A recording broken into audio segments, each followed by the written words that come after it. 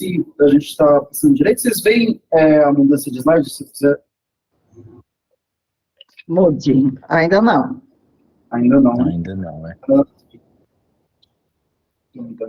Não, porque eu estou no arquivo errado. Aqui? Mudou. Mudou? Perfeito. Bem, vou dar então no início do cronômetro. Gostaria de agradecer muito a presença de todos, em especial dos membros da banca, a professora Maristela, o professor Pedro.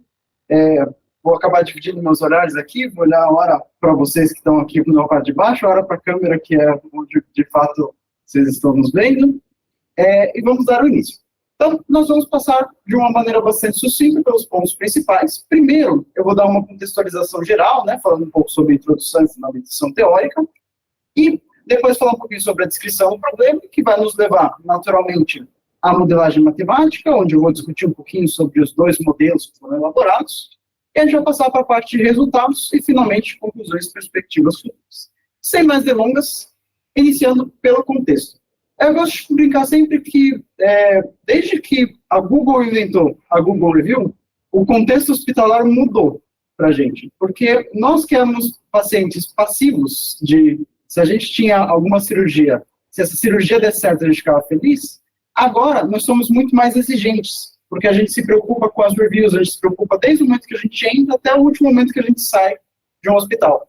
E isso vai gerar uma série de competitividade dentro de hospitais. E isso vai fazer com que a gente tenha oportunidades de aplicação de pesquisa operacional, principalmente em duas áreas. Uma é com o uso de ferramentas que auxiliem na otimização de operações, e a segunda é a melhoria de comunicação entre os níveis gerencial e operacional.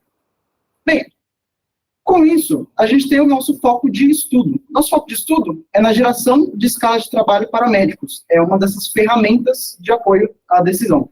No que consiste? Basicamente é uma atividade, que geralmente é manual por parte dos gestores, em que eles vão tentar alocar os médicos respeitando alguns requisitos. Esses requisitos podem ser da organização, podem ser da legislação e também podem ter relação com as preferências de cada trabalhador.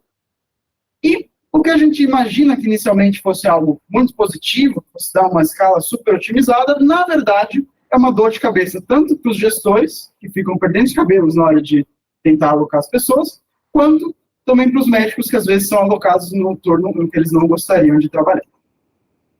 Falando um pouquinho dentro desse contexto sobre oportunidades acadêmicas, eu destaco duas principais oportunidades, né, dois gaps da literatura dentro dessa área, que são a possibilidade de um maior enfoque na aplicação prática e na flexibilidade dos modelos existentes, e também a incorporação de incertezas, como a gente vai ver na apresentação de hoje, principalmente no aspecto da demanda.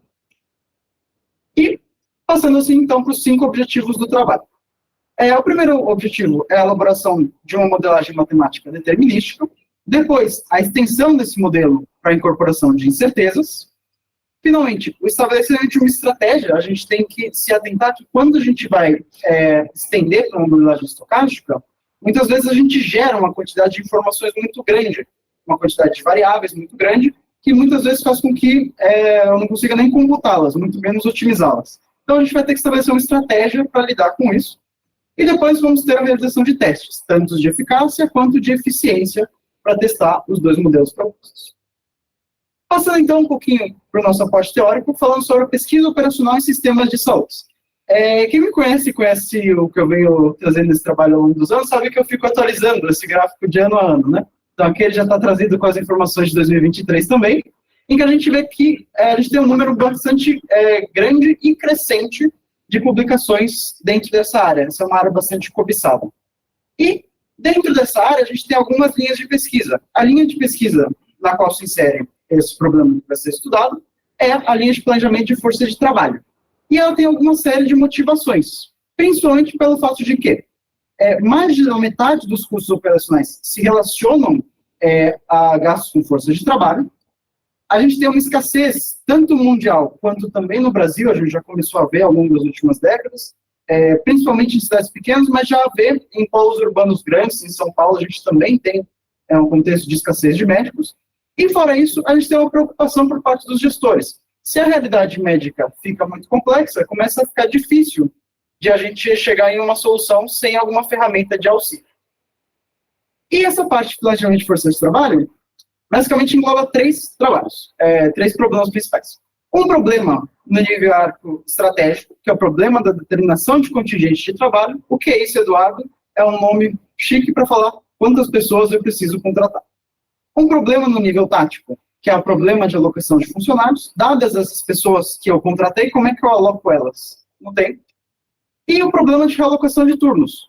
O que acontece se alguém faltar, se alguém entrar de licença, se alguém avisar de última hora que não pode? Como é que eu vou fazer essa modificação pontual? O primeiro tem horizonte de anos, né, geralmente. O segundo, um horizonte de planejamento de meses ou semanas. E o terceiro, mais de chão de fábrica, né, é um horizonte de horas ou dias. Nós estaremos nesse trabalho falando, obviamente, sobre o segundo caso. Falando um pouquinho sobre, então, o problema de alocação de funcionários.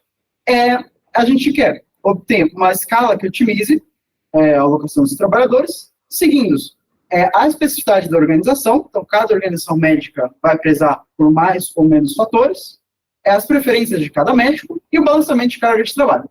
Basicamente, eu tenho um pool de médicos e eu preciso alocá-los, sendo que eu vou ter uma série de restrições, no intuito de gerar uma escala otimizada ao fim desse processo. Bem, e passando também para alguns tópicos que são relevantes, que a gente vai comentar bem rapidamente, né? Foi feito um estudo mais a fundo sobre a legislação trabalhista médica, principalmente no contexto do Estado de São Paulo, no CREMESP. Também uma parte sobre decisão multicritério, principalmente do método AHP, que vai ser utilizado lá embaixo na modelagem, que eu não estiver falando. E uma parte aqui que é um pouco nova entre a qualificação e a defesa, que é a parte de incorporação de incerteza e programação matemática. Essa parte aqui eu vou dar um pouquinho mais de enfoque agora. Na incorporação de incerteza, a gente vai ter uma divisão. A gente vai lidar com a programação estocástica de dois estágios com recurso, e a gente vai ter essa divisão do momento de escolha, em que a gente vai ter variáveis que a gente tem que escolher antes de saber o que acontece com a incerteza. Essas variáveis eu chamo de as variáveis que a gente decide aqui e agora. E após o conhecimento dos parâmetros incertos, a gente vai ter um grupo de variáveis, que eu vou chamar de variáveis de recurso, que vão ser decididas e elas vão tecer as estratégias para cada realização dos parâmetros de incerteza, o que a gente vai fazer. Um exemplo um pouco mais tácito: imagine que nós temos um hospital e que a gente tem que comprar 10 mil vacinas. Eu sei que a vacina hoje custa R$ 5,50. Eu não sei no futuro quanto ela é, isso é um parâmetro incerto. Ela pode estar mais barata, 5,10, pode estar o mesmo preço, e provavelmente vai estar um pouco mais caro. Eu vou dividir em dois momentos. Em um primeiro momento, eu vou comprar vacinas agora pelo preço de R$ 5,50. E, em um segundo estágio, eu vou comprar o restante das vacinas, como se eu comprei em excesso, eu vou revender algumas vacinas, por um preço que aí eu vou conhecer qual é. E quem disse que essas 10 mil vacinas são mesmo 10 mil? Esse próprio 10 mil também pode ser um parâmetro incerto. Então, essa parte de programação de dois estágios vai dividir para a gente conseguir ter uma melhor decisão nesse contexto de incerteza. Passando, então, para a descrição do problema, né? Vou falar um pouquinho sobre o motivador. O motivador é um estudo de caso que foi feito, desenvolvido ao longo de acompanhar um grupo médico, que é composto por 2 gestoras e outros 19 médicos, totalizando 21. E eles trabalham em 3 hospitais em São Paulo. Essa atividade, ela é manual, muito estressante, envolve muitas ligações, muitas mensagens em grupo de WhatsApp, e elas tentam buscar ao máximo maximizar as preferências do médico e balancear a carga de trabalho, só que não tem nenhuma garantia de otimalidade durante essa atividade.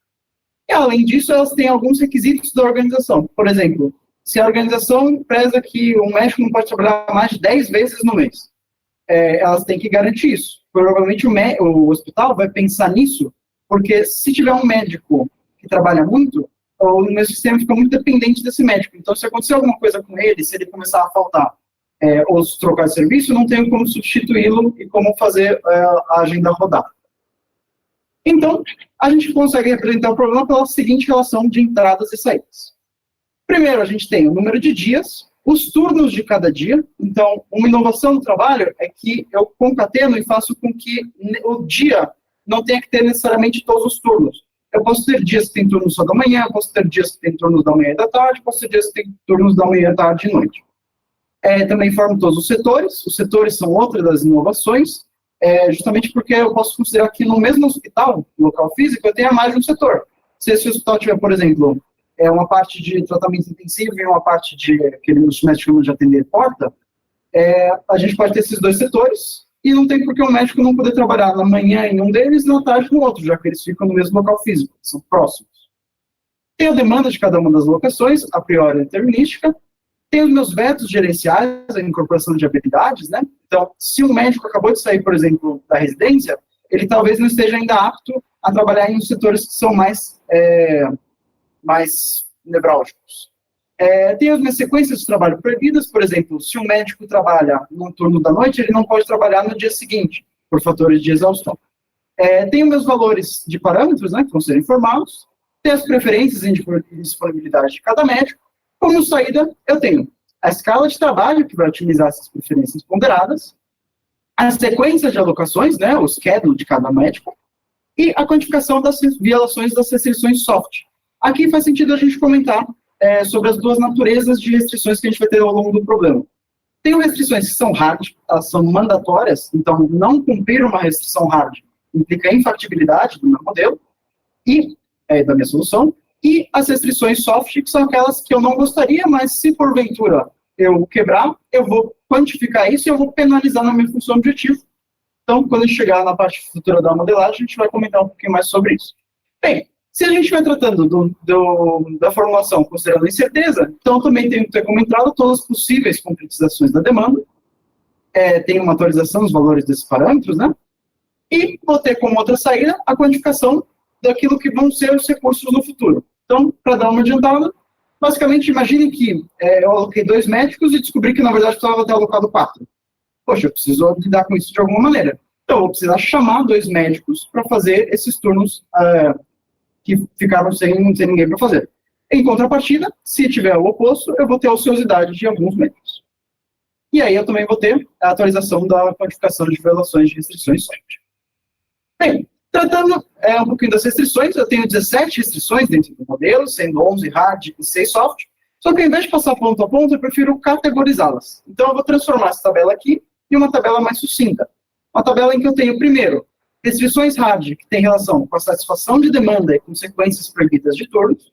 Depois, restrições hard, que tem relação com a proibição de médicos, que foi o veto gerencial, né, e a disponibilidade em certos turnos. Restrições hard de máximo de alocações, que eu comentei anteriormente, o médico não pode trabalhar mais que tantas vezes no mês. E aí temos restrições soft, que fazem parte de 2 mundos. O primeiro mundo são as restrições relacionadas ao balanceamento de carga de trabalho, e o segundo mundo é relacionado às preferências dos médicos. Essa parte do aspecto número 5 é o que para os médicos é o mais importante, né? De fato, quando é que eles vão ter que trabalhar e o que vai estar restringindo isso. Bem, gostaria de fazer um exemplo ilustrativo. Como todo bom engenheiro, a gente escolhe nomes que começam com letras A, B e C, minha criatividade é muito boa, e a gente tem que alocar esses 3 médicos dentro desse ambiente hospitalar. É um ambiente que tem 3 dias, segunda, terça e quarta, apenas um turno, o turno da manhã, e tem 2 setores, o setor de pronto-socorro e o setor de cirurgias. Eu vou ter uma série de restrições. Uma restrição aqui é uma restrição hard. O Afonso não pode trabalhar de segunda nem quarta. Tem uma restrição soft. A Bárbara não gostaria de trabalhar no setor cirúrgico. Tem uma outra restrição soft. O Cauê não gostaria de trabalhar na terça. E uma restrição hard de que o Cauê acabou de sair da residência. Ele não tem experiência para trabalhar no pronto-socorro ainda. Posso observar de cara que algumas soluções são infactíveis, certo? Seja porque tem o Afonso trabalhando na segunda ou na quarta, seja porque tem o Cauê trabalhando no setor de pronto-socorro. Dentre as que são factíveis, eu vou ter algumas que são indesejáveis. Porque tem, por exemplo, o Cauê trabalhando na terça-feira, ou porque tem a Bárbara trabalhando no setor de cirurgia. Nesse caso simples aqui, eu teria só uma solução, seria desejável, não quebraria nenhuma dessas restrições. Mas perceba que eu tenho um desbalanceamento de carga de trabalho, porque o Afonso está trabalhando uma vez e a Bárbara está trabalhando 3, por exemplo. Isso se eu estivesse falando só de uma versão em que eu conhecesse a demanda. E se na quarta-feira eu não tivesse certeza na demanda? Eu não sei se é 1 ou 2 médicos em cada local. Poxa, eu teria 4, né? Casos possíveis. E uma coisa interessante, eu só tenho 3 médicos. Na quarta-feira, o médico A já não pode trabalhar. Então, todos esses casos aqui, em que eu tenho a soma dando 3 ou 4, eu não conseguiria resolver sem o recurso de chamar um médico terceiro. Eu não teria, dentro do meu pool de médicos suficientes para atender essa demanda. Então, nessa versão estocástica do problema, a gente vai ter que se atentar a isso também. Passando, então, para a modelagem, a gente vai falar primeiro da modelagem determinística, depois da estocástica e os resultados posteriormente. Bem, em termos de elementos e conjuntos, tem uma série, né? Primeiro eu tenho os nossos índices de variáveis e parâmetros, tem um conjunto de sequências proibidas, né? De localidades que são distantes, então, por exemplo, um hospital fica na Moca, o outro fica na região do ABC. Eu não posso trabalhar na manhã na Moca e à tarde no ABC. Esse tempo de deslocamento ele é muito alto. Tenho também meus conjuntos que vão ser relativos a setores e meus conjuntos relativos a períodos. Perceba que essa parte de setor, período, vai aparecer várias vezes vindo aos pares durante essa minha conversa. Então, com base nisso, nós temos os parâmetros de 3 naturezas, né? Temos os parâmetros de demanda, temos os parâmetros de valores altos e limites, e temos os parâmetros dos custos de inconveniência.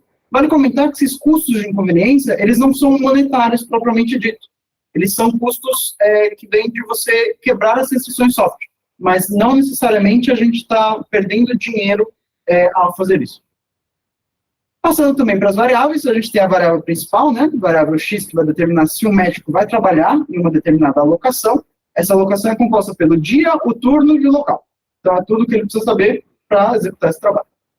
Temos uma variável auxiliar, que vai ajudar durante a contabilização aos dias de final de semana e feriados. E temos as restrições que vão contabilizar quantas vezes eu quebrei as minhas restrições soft. Bem, então, passando para o modelo, a gente tem uma função objetivo, que tem 6 termos. Os 4 primeiros termos têm relação com o balanceamento de carga de trabalho e as violações associadas, e os 2 últimos têm relação com as preferências individuais e as violações que acontecem nessas restrições. Com relação às restrições, a gente tem primeiro uma restrição de demanda, depois as restrições dos vetos, né, indisponibilidades, por isso que a gente tem a igualdade a zero. Temos uma série de restrições que têm relação com as sequências de trabalho proibidas. Como exemplo, eu posso dar aqui, se o médico trabalha na manhã e tarde de um dia, então ele não pode trabalhar no dia seguinte, também porque ele vai ter cansado, eu posso trabalhar manhã e tarde, vão ser 12 horas, né? Então, depois de trabalhar essas 12 horas, ele tem que folgar no dia seguinte. Continuo tendo algumas mais restrições de sequências de trabalho proibidas. Tenho minhas restrições que têm relação com o máximo de alocações. Temos a ativação da variável auxiliar, né, pelo método do grande M. E, finalmente, nós temos a contabilização de violações de restrições software.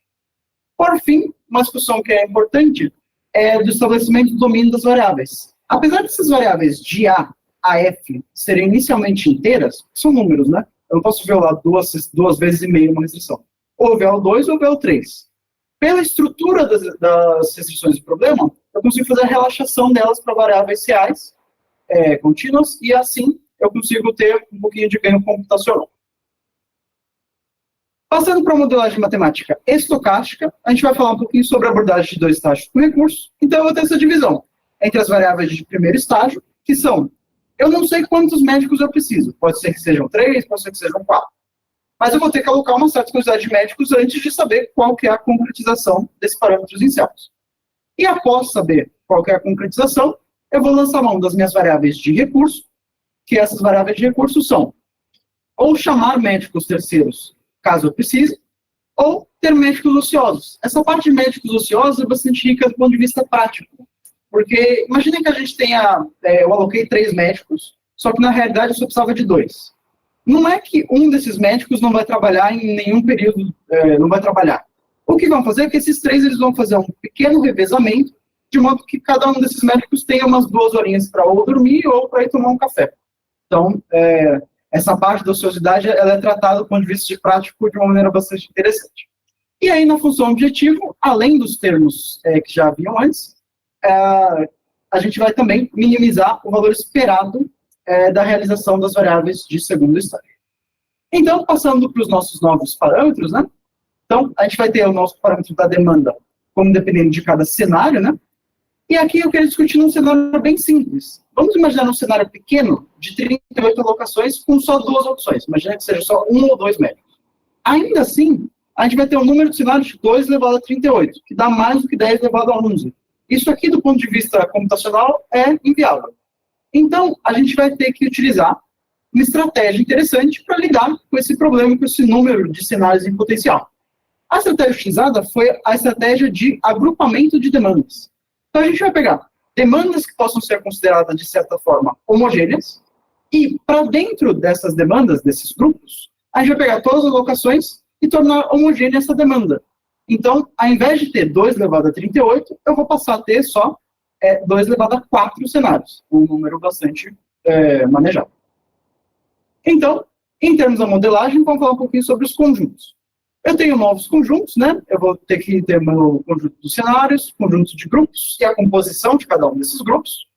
Vou ter o meu novo parâmetro da demanda, a minha demanda agora é incerta, né? Depende do cenário. Tenho as penalidades, né? Vou penalizar, chamar um médico terceiro, e vou penalizar, deixar um médico ocioso, também sendo um custo de inconveniência. Vou ter minhas probabilidades associadas, né? Cada cenário tem uma probabilidade de ocorrência. E tenho minhas novas variáveis de recurso.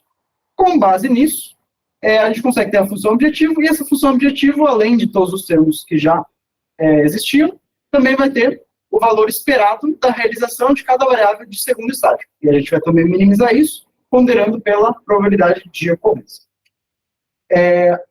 Em relação às restrições, eu quero deixar um tempinho para a gente falar da primeira, né? Então, essa primeira restrição, quebrando ela, porque ela fica bastante grande assim, quebrando ela.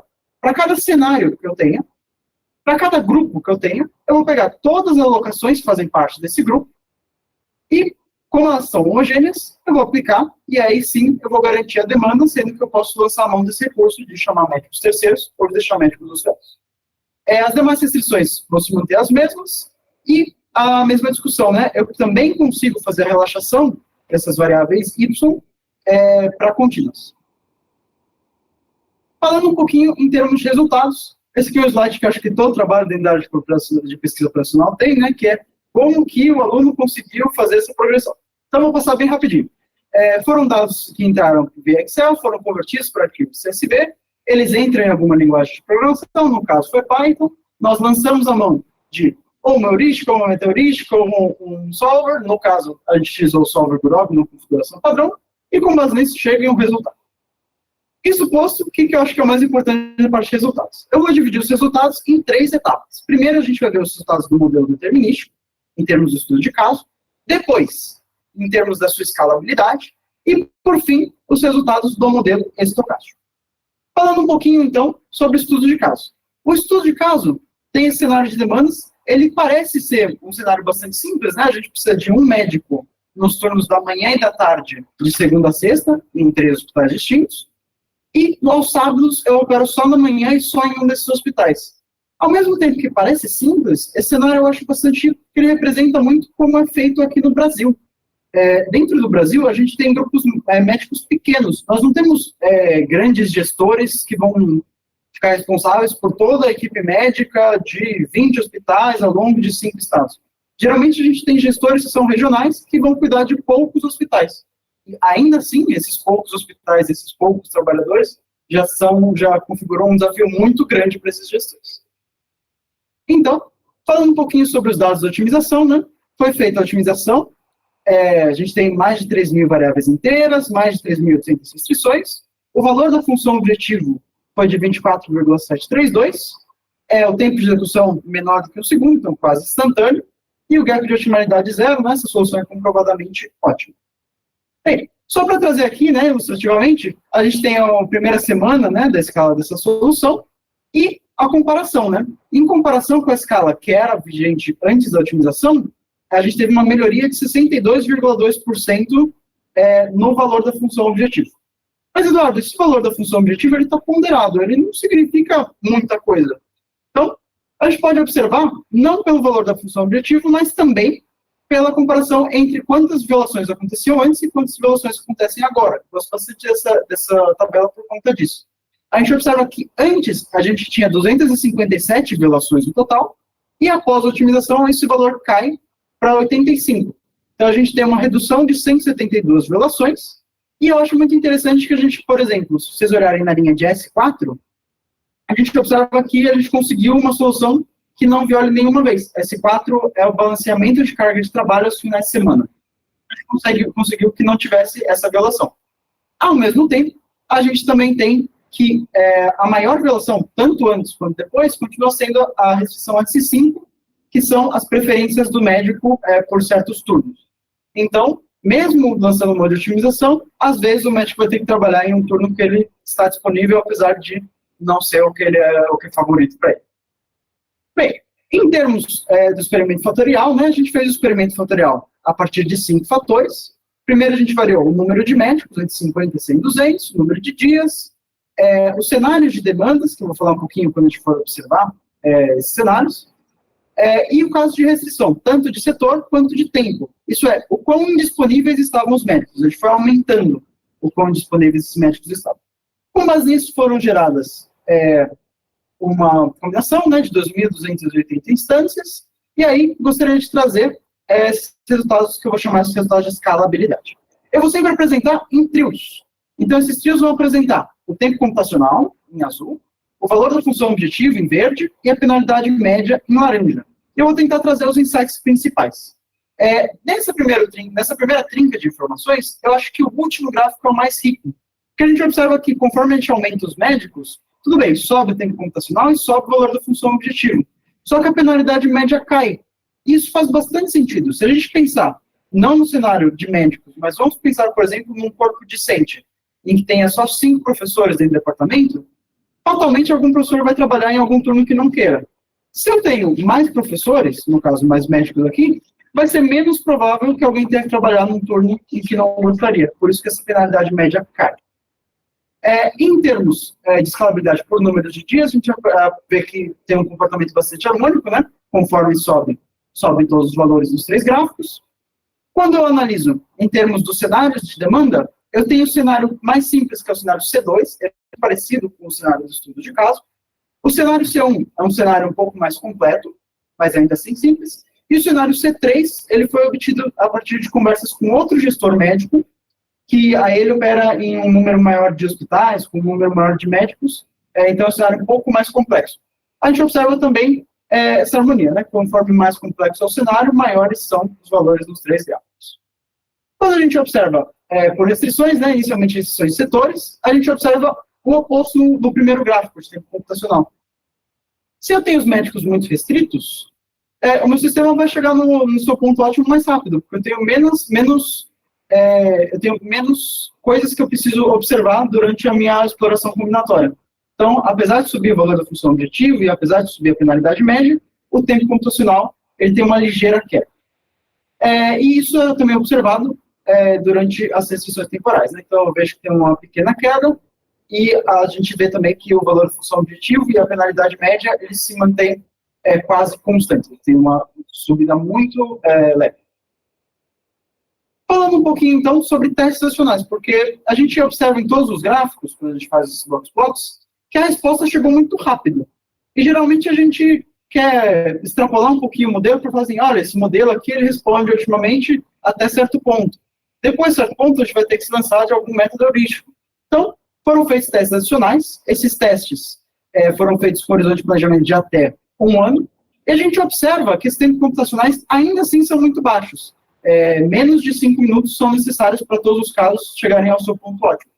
Um fator que pode explicar isso, e é uma linha de pesquisa que vem sendo também estudada, é que existem problemas nessa parte de scheduling, aí mais geral, não só no scheduling de médicos, que se a gente não tem algumas restrições que são complicadoras, como exemplo, restrições que demandem que os médicos trabalhem tantos dias seguidos ou que eles folguem após tantos dias trabalhados e folguem por tantos dias, quando a gente não tem essas restrições, a gente consegue tempos muito mais baixos, chegando até a ter modelos em que respondem com tempo polinomial.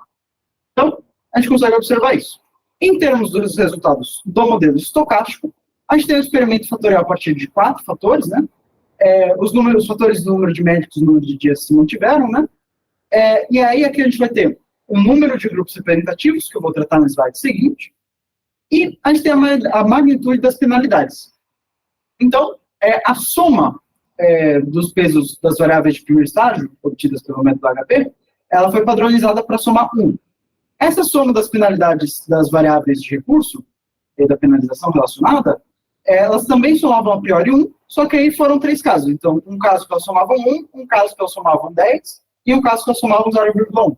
A gente foi trocando essa magnitude para verificar o que aconteceu. Com isso, a gente teve 360 instâncias. E aí, só para falar um pouquinho, né, em termos de grupos representativos, com 3 grupos, eu não sei se a cor vai ajudar aqui ou atrapalhar, mas se vocês observarem, a homogeneização, o agrupamento foi feito inicialmente pelo setor, né? Então, todo mundo no setor 1 tem a mesma cor, todo mundo no setor 2 tem a mesma cor, todo mundo no setor 3 a mesma cor. Bem, na parte de 6 grupos, além dessa diferença de setor, também dividiu-se entre o que era dia da semana e o que era dia de fim de semana.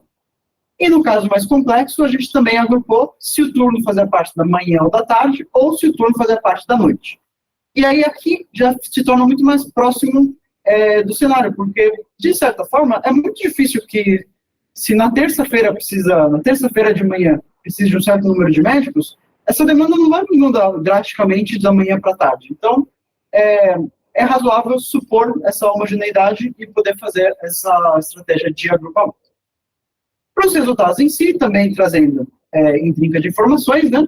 Aqui a gente trocou só a ordem para deixar primeiro o valor da otimização, como o valor da otimização começa a ser mais importante do que o tempo computacional em si. Mas, nessa primeira trinca de resultados, eu gostaria de começar falando sobre o gráfico do meio, do tempo computacional. A gente observa que para 3 e 6 grupos, o tempo computacional é quase instantâneo, e quando a gente sobe para esses 12 grupos, pelo número de variáveis que são geradas, né, apesar de serem menos do que aquelas 2 elevado a 38, ainda assim são 2 elevado a 12 grupos, cenários. Então, ainda assim, gera-se uma quantidade grande de variáveis e restrições, né? E assim, começa a ficar mais lento a otimização. A gente vai observar sempre os valores da otimização, né? A gente observa uma leve queda de acordo com o número de grupos. E aqui, ao invés de ter um boxplot só, né, tem 3, porque eu tenho os valores tanto do EV, o valor esperado por efetivo, né? O valor do RP, que é o valor da otimização, né, considerando a política de recursos, e o valor do WS, que é o valor se eu tivesse uma bola de cristal e eu pudesse saber, a priori, quais são todas as concretizações dos cenários, dos parâmetros incertos, no caso, dos cenários de demanda. Passando nessa viabilidade por número de médicos, a gente observa um comportamento muito parecido com o que observou no modelo determinístico, né? Então, a gente tem um aumento do tempo computacional, em contrapartida, a penalidade média diminui, pelos mesmos fatores já explicados. Quando a gente observa, de acordo com o número de dias, a gente também observa também um comportamento bastante harmônico, né? Então, conforme vão aumentando o número de dias, os 3 gráficos vão aumentando ligeiramente. E, por fim, a variabilidade segundo a magnitude, né? Eu acho que o mais interessante é observar que quando a magnitude era maior, como eu estou penalizando mais chamar médicos terceiros e penalizando mais ter médicos ociosos, não faz sentido que tanto os valores da otimização quanto a penalidade média subam. Então, por isso que esse gráfico se mostra assim. Falando em termos gerais sobre esses 3 valores, né? Como um todo, a gente teve um EV médio de 206, um RP médio de 204 e um WS médio de 49. Calculando, né, as nossas 2 principais subtrações dentro desse mundo de incorporação de incertezas, né, a gente teve um VSS muito baixo, de 2,30, e um EVPI bastante elevado, de 154. Um possível fator que explica isso é que, como a magnitude das demandas era muito parecida, eu não vou ter, como se fosse um exemplo de demanda dentro de um ambiente de logística, em que eu não sei se vai vender um produto ou 400. Dentro desse cenário de médicos e da estrutura da organização, provavelmente eu vou precisar ou de um médico ou de 2 médicos. Essa variação é muito pequena. Então, isso justifica o fato de estarem tão próximos os valores do EV e do RP. Em contrapartida, tem um valor bastante elevado do EVPI, o que significa que seria o custo máximo, né, que a gente estaria disposto a pagar para ter a informação perfeita sobre esses parâmetros incertos. Falando um pouquinho sobre testes adicionais, então, a gente pegou numa tabela aqui e manteve a soma dessas penalidades do segundo estágio, ainda assim em 1, só que foi variando. Então, iniciou com a penalidade de Y1 sendo 1 e a penalidade de Y2 sendo 0, e aí foi alternando com gradação de 0,05 para observar o que acontecia com o valor da função objetivo. A gente observa 3 faixas principais. Na primeira faixa, como é muito barato deixar médicos ociosos, a resposta ótima, a gente aloca um monte de médico e se porventura eles ficarem ociosos, isso não é penalizado, porque a penalidade é baixa, então tudo bem. Tem uma faixa em que ambos os valores coincidem, né? Coexistem, então ambos os recursos são viáveis. E tem uma faixa, como é muito caro deixar o médico ocioso, muito barato chamar um médico terceiro. Esse barato que eu estou falando não é em termos monetários, é em termos de inconveniência, né? Então, como começa a ficar muito caro ter esse médico ocioso, então a gente prioriza chamar esses médicos terceiros. Vale salientar que, para o exemplo que foi mais utilizado, né, dentro dos testes, que foi o 0,65 e 0,25, ele cai dentro dessa área amarela, em que ambos os recursos são viáveis. Por fim, em termos de conclusões, começando pelo modelo determinístico, a gente tem uma boa eficácia, né, por meio do estudo de caso, em que a gente reduziu em 62,2%, mais de 50%. Os tempos computacionais baixos, né, para as especialidades condizentes de até 200 médicos, e horizonte de planejamentos que até com o estudo extra de até 1 ano, também a gente tem otimizações em tempos baixos. E alto potencial de aplicabilidade, principalmente nos cenários em que os médicos têm menor disponibilidade temporal e menor disponibilidade de setores, né? Então, conforme os médicos forem mais restritos, vai ser mais fácil de chegar ao ponto. Bem, temos comentários bastante positivos por parte dos gestores também. Então, a gente evidencia que ter uma ferramenta que vai fazer isso, sem eles precisarem ficar ligando para meio mundo de pessoas, e sem que a gente, tendo uma garantia de originalidade, são informações muito importantes, principalmente se eles forem incorporar novos serviços, se eles forem demitir ou contratar novos funcionários, ou se eles tiverem algum médico que está tendo alguma queixa por preferência dentro da equipe. Bem, em termos do modelo estocástico, a gente observa boas respostas, né, do uso dessa estratégia de agrupamento. A gente obteve respostas até que rápidas, né, para esses casos de até 12 grupos. Um bom parênteses aqui também foi testado por curiosidade com 18 grupos. E assim que a gente colocava os 18 grupos, o modelo apresentava uma falha de memória na hora de leitura. Então, a partir de certo ponto, vão ser tantas variáveis que a gente não vai conseguir nem gerar o cenário. Bem, valores baixos para EV, talvez relacionados ao fato que eu expliquei anteriormente, né, não tem uma grande variação nominal da demanda, e a possibilidade de ampliar os horizontes dos gestores, principalmente porque os gestores médicos nem sabem muito, às vezes, o que existe dentro da nossa parte de teoria de pesquisa operacional. Então, muitas vezes a gente conversava e falava assim, como assim você tem uma maneira de lidar com essa incerteza? O que a gente fazia é que, se porventura tinha muita gente para atender, a gente conversava com o médico e falava assim, você não consegue dar uma reduzidinha no tempo do exame para conseguir caber 2 pessoas a mais? Isso, claro, sem prejudicar a qualidade do serviço prestado, mas então, essa parte do modelo estocástico ela é bastante rica dentro desse gap de teoria e prática para ampliar esses horizontes. Em termos de considerações finais, a gente teve a elaboração do modelo matemático determinístico, a expansão para a versão estocástica, os resultados positivos da estratégia de agrupamento, a verificação de eficácia, escalabilidade e viabilidade, e a aceitação por parte dos gestores, né, de todas as coisas feitas. Em termos de perspectivas futuras, nós temos, por exemplo, a possibilidade de integração com acompanhamento diário das escalas, né, estudando um pouquinho mais a fundo o problema da realocação ocasional de turnos, que é o que acontece quando alguém falta. As considerações sobre produtividade, né, a gente teve a consideração de que todo mundo estava 100% produtivo. Não necessariamente isso é verdade. Você tem que, se os médicos trabalham, por exemplo, no segundo dia que eles estiverem trabalhando consecutivos, eles vão estar exaustos. Então, eles vão performar um pouco pior, talvez precise de um médico a mais. E, por fim, a extensão da modelagem por meio de conceitos de otimização robusta, tratando de abordagens de pior caso. Muito obrigado a todos pela presença e por terem ouvido. Obrigado, Eduardo, pela apresentação aqui em 38 minutos, né? Dentro do tempo total. Antes da gente dar sequência, né, a próxima etapa, se puder voltar na tela em que a gente consegue ver todo mundo. Claro. A gente fica muito na tela da apresentação, ok, está pronto. Ótimo, a gente poder ver mais tela. Tá bom. Muito bem, então passamos então a segunda etapa, né, da defesa, dissertação do Eduardo, né? Eduardo, não sei se você tem um papel, se vai fazer Sim. uma anotação. Eu vou fazer anotações aqui. Tá bom. Bem, então a segunda etapa é a revisão por parte dos membros da banca, né? Como mencionei anteriormente, né? Vamos seguir a sequência Pedro, depois Maristela, né? Então, queria novamente agradecer o professor Dr. Pedro Augusto Munari Júnior, né, do DEC UFSCar, né, do Universidade Federal de São Carlos, por ter aceito, né, participar da defesa da dissertação do Eduardo, né. Pedro, muito obrigado pelo tempo, que aceito o convite, por estar com a gente aqui conosco hoje, né, e, por favor, fique à vontade para fazer seus comentários, considerações, críticas, né, a gente vai estar tudo ouvido. Obrigado mais uma vez. Perfeito. Bom, eu que agradeço, né? Então, muito obrigado, Leonardo, obrigado, Eduardo, pelo convite. Opa, na hora que eu comecei a falar, travou aqui para mim. Vocês me ouviram ou não? Sim. Ah, tá. A imagem de vocês travou, mas agora voltou. Tá bom.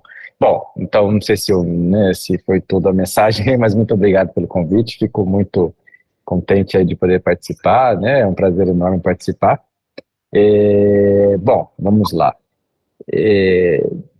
Deixa eu pegar meu texto aqui, isso, perfeito. Bom, primeiramente falando da apresentação, né, o Eduardo está de parabéns, eu acho que ele apresentou muito bem, né, com bastante desenvoltura aí, né, com bastante firmeza, com bastante, né, dá para ver que ele, né, tem bastante propriedade aí, né, no que ele falou e que conhece bem o trabalho, né, então tá de parabéns aí pela apresentação, gostei bastante. O texto, né, eu também achei muito bem escrito, eu acho que eu encontrei um typo aqui, né, um errinho, então foi muito bem escrito aí pelo Eduardo, muito bem revisado, né, pelo Leonardo aí com certeza, então, né, tá de parabéns pelo texto. Gostei também da estrutura do texto, foi um texto relativamente fácil de ler, né, é um texto fluido, a gente vai lendo ele não é um texto cansativo, então tá de parabéns aí também, tá, pela escrita aí, tá?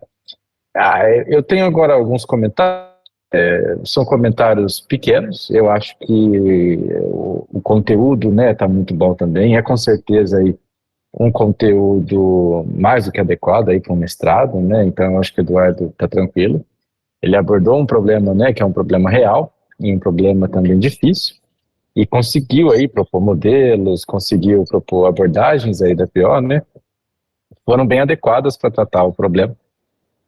Então, assim, eu acho que tá no escopo aí de um mestrado, né? E um mestrado muito interessante aí na área de PO, né? Com essa aplicação direta aí, tá? Eu vou fazer alguns comentários agora, Eduardo, sobre o texto, tá? Começando, alguns eu vou, né, deixa te mandar depois aí o PDF, aí você acompanha, né, alguns comentários, mas agora uns mais gerais mesmo, para, né, a gente ir conversando aqui, tá? Lá no resumo, duas coisas eu achei, né, assim, que vale a pena comentar aqui. Primeiro, logo no comecinho, você fala de aplicações, né? E aí você fala, né, a maior busca pelo uso de aplicações e técnicas, né? Dentre essas aplicações, tem a pesquisa operacional, né? E eu acho que é um pouco ao contrário. Na verdade, as aplicações na PO, em geral, são os problemas, né? Onde que você vai aplicar a PO em si. Então, eu não sei se foi o jeito que você escreveu, que não ficou muito claro. Então, esse comecinho, tá? Acho que aí dá uma reescrita nele, porque o resumo é uma parte importante do trabalho, né? Muita gente vai ler só o resumo, né? E não vai ler, né? Infelizmente aí. Mas é uma parte importante. Então, em geral, né, a aplicação seria o problema, né, na perspectiva da PO, onde você aplica a PO em si, tá? E uma outra que eu percebi foi o que você fala, né, que apresenta-se um estudo de caso. E no seu caso não é exatamente um estudo de caso. A gente pode chamar o seu trabalho como um estudo de caso? A gente classificaria ele como um estudo de caso? Essa discussão do estudo de caso é bastante... Vejo que ela até numa disciplina de introdução, né, à metodologia de pesquisa, exato, ela fica bastante, um pouco às vezes em cima do muro de se é ou não estudo de caso, ou se ela utilizou-se de dados fidedignos e reais para se fazer um modelo. Perfeito. E aí tem a abordagem dos dois lados. Tem gente que defende cada um desses mundos, né? Exato. Então, eu acho que eu só vi você falando de estudo de caso no resumo. Eu não sei se no meio do texto você volta a falar isso. Eu acho que talvez era melhor nem entrar nessa polêmica, né? Falar, olha, usamos, né, o caso real, né, com dados reais. Aí você foge desse negócio. que é meio chatice mesmo, né, dessa classificação, o que é estudo de caso, o que não é, tá? Ah, bom,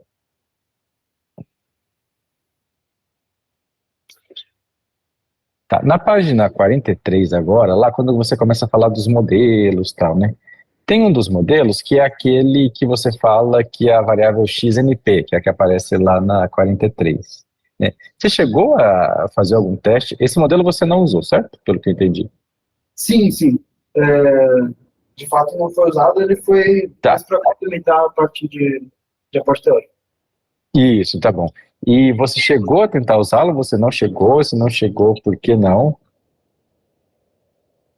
Ele é um modelo, de certa forma, mais genérico, né, do que ele não tem as especificidades dentro da área médica. Até em um dos anexos, né, eu trago um modelo possível, né, dele, que até foi uma recomendação durante a qualificação, né, de que a gente tinha um texto muito extenso, então a gente pegou essas partes que não eram Sim. centrais, né, e aí trouxe para os anexos, né, os apêndices. Mas não cheguei a testar ele em si, a não ser em dar uma lida a fundo dos modelos, entender o funcionamento, porque isso, de certa forma, sendo um modelo específico dentro dessa parte de alocação, ele acaba dando alguns dos funcionamentos, né? Entendi. Tá bom. Era mais uma dúvida mesmo para ver se, né? Porque em geral na prática, talvez eles já tivessem alguns padrões, né? Que é como você colocou ali, alguns já desses, né? Essa programação do pessoal, né? Esse escalonamento do pessoal meio que pronto e quisessem, né? Utilizar, né, mais ou menos como o pessoal faz nas suas abordagens, né? Legal. Tá? Na página agora 52, eu fiquei com um pouco de dúvida quando você fala da sua matriz de decisão lá na tabela 6. E, na verdade, você acaba nem explicando muito ela, tá? Tem um x e j ali nessa matriz. Esse x e j é o mesmo que você definiu lá nas sessões anteriores ou não? Não, certo? Entendi. Não, eu deveria ter utilizado, acho que é tanto o A e o C também, eles não estão bem firmados aqui, né? Ele é só uma exemplificação da matriz de decisão para a execução do método HP, né? Então, são os valores, né, que eu vou atribuir quando eu comparo 2 a 2 a matriz de decisão é quando eu vou comparar, né, as soluções possíveis em termos de todos os critérios para determinar qual vai ser a escolha, né? Tá. É assim, minha sugestão é a seguinte, eu acho que talvez tomar cuidado com a anotação, né, se você já usou essas letrinhas antes, evita repetir, principalmente X, né, e explicar um pouquinho mais, sei lá, umas 2, 3 frases aí, só falando o que seria. Porque ela apareceu e ela ficou meio, né, perdida aí, né. E aí, como ela está no texto, o leitor vai tentar entender, né, falar, poxa, por que será que o Eduardo colocou essa matriz aqui? Se ele colocou, porque ela é importante, né. Então dá uma atenção para ela, tá?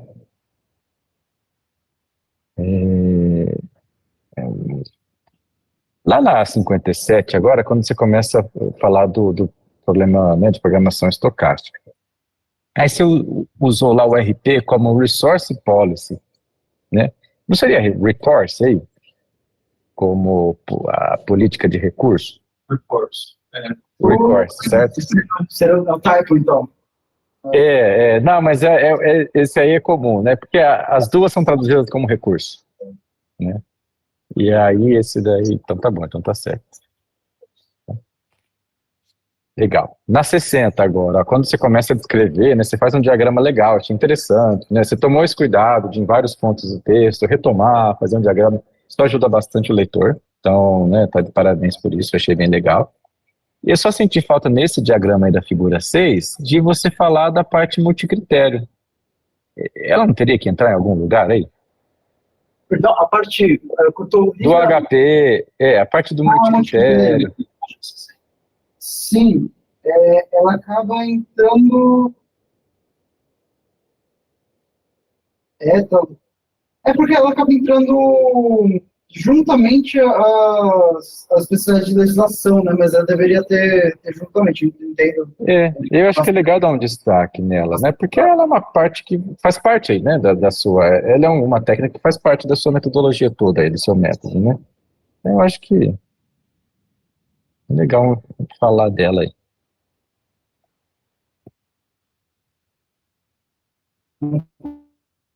Tá bom, muito bom. Tá, agora eu vou lá para o modelo, tá? Vamos na página 70 agora, quando você começa a definir o seu modelo aí determinístico, tá? Tem uma variável que é a MNI, tá? Que aí você define lá na tabela 15, né? Assume valor unitário se o médico N trabalha no dia I e valor nulo caso contrário. Essa variável, você só usa ela... Oi? Me viu? Sem dúvida. Tá. Você usa ela só para o final de semana, não é? Sim. Como eu não tenho uma necessidade de penalização, como eu consigo contabilizar o máximo de outras maneiras, sem ser no final de semana, ela só se faz necessária para essa contabilização nos finais de semana.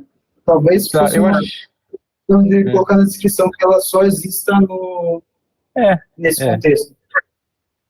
Isso, se o médico N trabalha no dia I, pertencente ao IW, né, que se chama, quando é final de semana, né, uma coisa assim. Aí você põe ela pertencente ao IW, aí você já, né, reduz ela aí. Tá. Na 71 agora, a gente tem lá as restrições 4.3 e 4.4.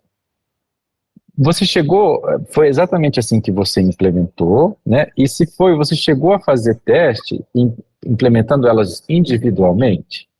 Individualmente eu digo, colocando, né, essas variáveis fixadas em zero mesmo, coloca lá o upper bound dela em zero. Em vez de fazer um somatório, né, o somatório vai garantir que mas aí o solver vai olhar para isso daí, né, menos lá de um pré-processamento, que a gente não sabe o que vai acontecer com isso, né, tudo bem, ele vai identificar que elas são zero. Mas talvez você já ajudaria muito mais o solver, né, se você já falasse, olha, cada uma delas especificamente, o upper bound delas é zero. O lower bound também, né. Você lá está zero. Você chegou a fazer teste assim? É muito interessante. A gente chegou a fazer, a gente caía, às vezes, num problema do oposto, né? Às vezes, colocando ela individual, no tempo dele rodar todas essas listas, era mais ou menos o mesmo tempo que o pré-processamento utilizava para zerar todo mundo. É porque você usou Python. Sim. Né? Então, na hora de fazer essas coisas, a gente tinha um tempo computacional, assim, bem similar. Então, esse pré-processamento, ele zerava todo mundo bem rápido. Então, acabou não sendo... Tá bom, o Python tem esse porém, né? Porque aí, se você tiver que, né, fazer mais coisas no Python em si, né? Porque você teria que colocar cada uma delas no Python, ele acaba prejudicando. Então, o que acontece? Eu já vi modelo funcionar melhor quando você faz isso, né, direto, mas não tendo esse passo do Python antes, né? Que aí o Python, ele afeta. Tá bom, entendi. Pedro, por curiosidade, só uma dúvida. Para processar as variáveis, da sua experiência, é melhor do que simplesmente colocar essa restrição? Sim, no caso, na média, no caso mais geral? Varia muito, né? A gente teve recentemente essa experiência aqui, que a gente tinha essa de somatório, a gente trocou por fixação de variáveis. No modelo mesmo, você pula essa restrição, aí no final você põe o que era x, n, i, jk, igual a zero, aí, né, o upper bound dele igual a zero para todo mundo. E aí acaba funcionando melhor, mas é só testando, né? É só testando. Tá? Detalhe, funcionando melhor na média, né? Óbvio, tem caso que piora, tem caso que melhora, mas na média acabou sendo melhor. Ó, na 4.7 agora, Eduardo. Eu olhei a 4.7 e falei, por que ele colocou esse I', né? E o I igual a I' mais 1? Por que ele não colocou direto o I' mais 1 lá dentro da restrição? Aí eu falei, bom, vou sugerir. Aí eu olhei para 4.8, e na 4.8 aí você já fez isso. Você usa o I mais 1 lá, né? Em vez de colocar um I', que é o I mais 1. Então aí, seria bom padronizar. Sim, aqui tem um pequeno ponto do porquê a gente fez isso na 4.7, porque não necessariamente eu vou ter o dia seguinte como sendo um dia que, não necessariamente, quando eu pego esse dia do iene, o I mais um ainda está dentro do iene, né? Eu não tenho, deixa eu ver se consigo rapidamente de algum exemplo mais clássico, mas ele incorre um pouquinho nisso de que, às vezes, pelos os elementos de cada um dos dois conjuntos, esse I mais um não existe, não seja o próprio I mais um. Por exemplo, se o conjunto de turnos, o conjunto de dias que tem turnos da noite for, sei lá, tem no dia 6 e só depois no dia 8, aí eu vou precisar pegar o próximo número da lista, que não necessariamente vai ser só somar um, né? Vai ser o... Mas o que está fazendo do lado direito é só um. Porque o que eu estou pensando é o seguinte, na 4.7, você tem que o I é igual, exatamente igual, né? O I' mais um. Então eu posso simplesmente pegar esse I, e onde tiver escrito I do lado esquerdo lá, eu coloco I' mais um. Porque ele é o mais um. Sim. Pedro, a gente ficou em dúvida realmente nessa questão de notação, né? Porque, assim, tanto o I quanto o I', eles, em teoria, eles pertencem a conjuntos diferentes, né? Como está do lado direito ali, que é o I pertencente ao I grande e o I' pertencente ao I grande N5, né? Eu acho que é por isso que, se eu estou lembrado bem aqui, é por isso que a gente optou por deixar com essa condição do lado de fora, assim, né? Porque se a gente simplesmente substituir lá dentro, o I' não estaria pertencendo ao mesmo conjunto do I? A questão de notação, assim, que eu realmente, se eu estou lembrado aqui da discussão que o Eduardo teve.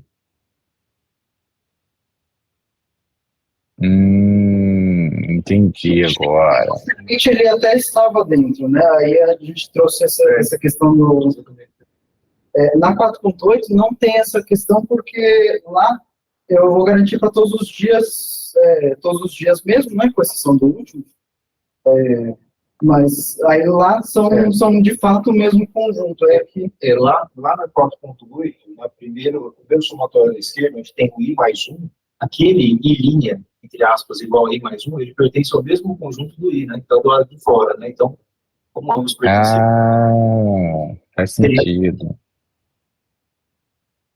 Mas eu confesso que a gente ficou em dúvida também, viu? Essa é a melhor notação, né? Na 4.7. Tá, não, eu entendi agora. Tá bom. Tá, não, eu acho que o jeito que vocês fizeram, então, é o melhor jeito mesmo de fazer isso, tá certo. Só explica isso então, Eduardo.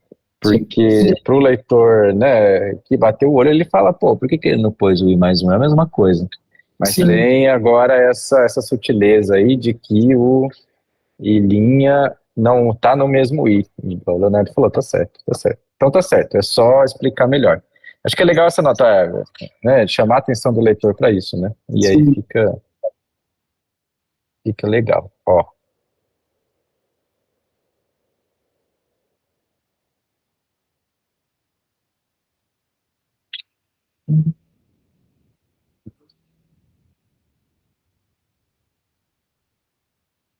Tá. Aí na 4.16 eu fiquei com uma dúvida mesmo.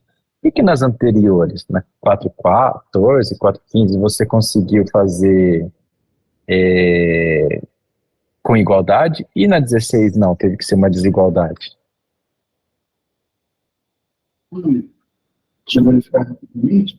Eu acredito que a gente conseguiu fazer igualdade nas 4 primeiras, porque eu tinha o target, né, e eu ia finalizar se ele fosse além do target ou abaixo do target. Né?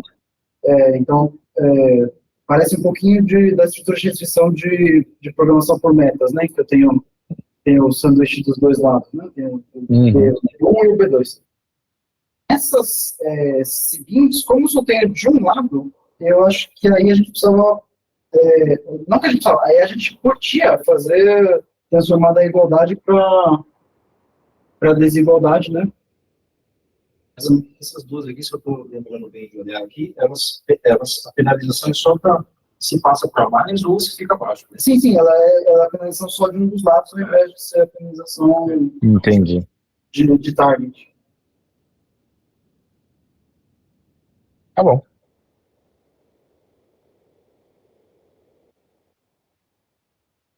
Ó, uma outra.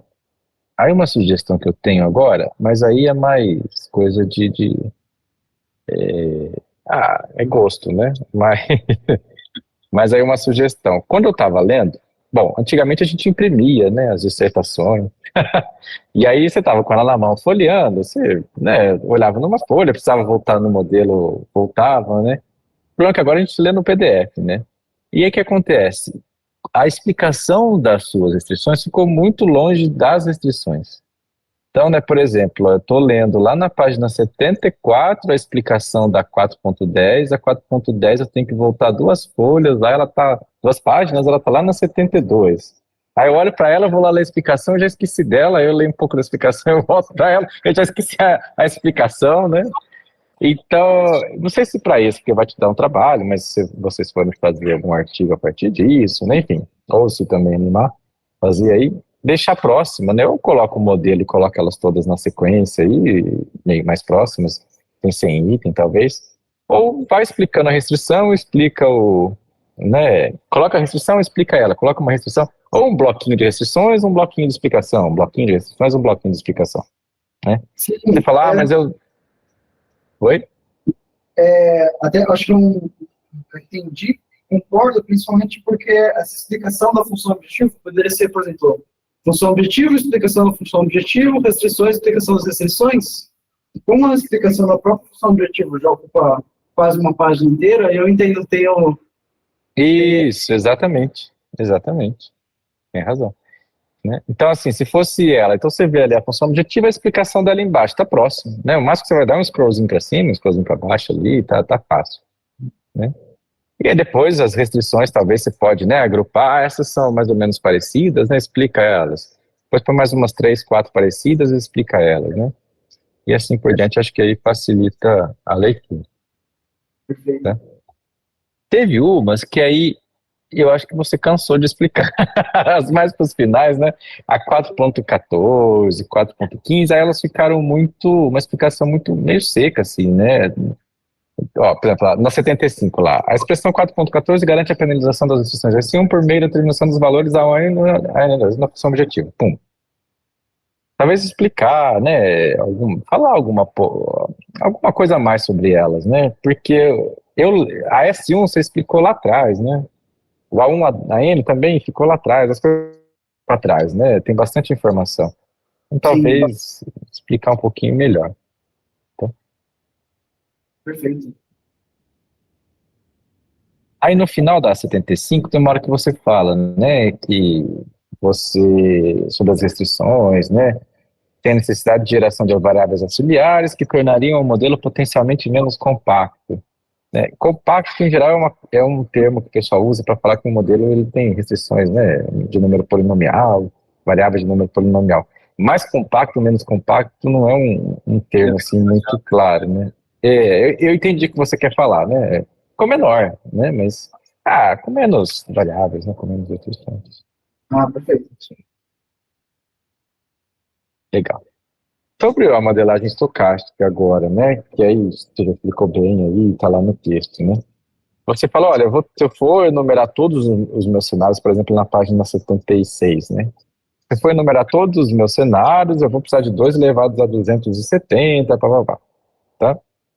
Mas não necessariamente você precisa, né, gerar todos os cenários. Tem trabalho que eu vi que o cara gera 3 cenários, né? Está publicado em revistas boas, né?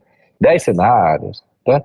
Então eu acho que faltou um comentário sobre isso, que embora, né, uma abordagem seria gerar todos os cenários possíveis, mesmo que impraticável aí, né?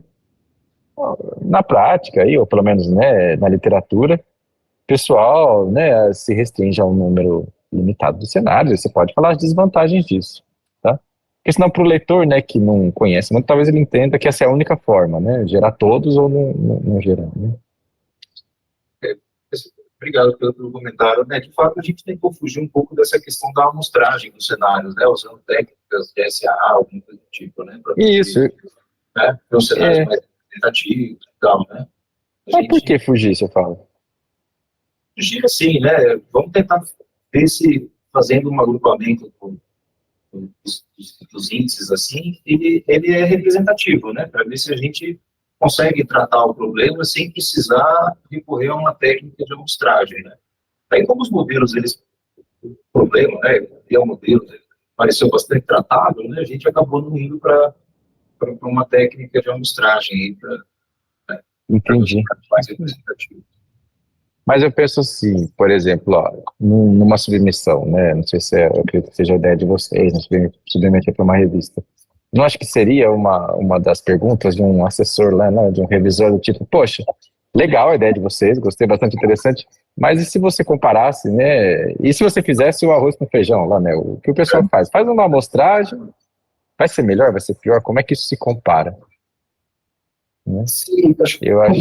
Dando a resposta do professor Leonardo, dentro da área médica desse estudo também, é muito incomum a gente ter essa amostragem, porque a gente acaba tendo um impacto no próprio dia a dia. Então, o que acontece é que, assim, se porventura precisava de mais um médico, esse médico ele vai ficar um tempinho a mais, ele vai estender um pouquinho o dia a dia do trabalho dele, e aí, na prática, não precisou, entre aspas. Então, se você for fazer essa amostragem, para você obter esse dado da amostragem, ele já fica um pouco nebuloso de, poxa, será que aqui precisava de 2 médicos, ou eu fazendo um exame 2 minutos mais lento cada exame, era isso?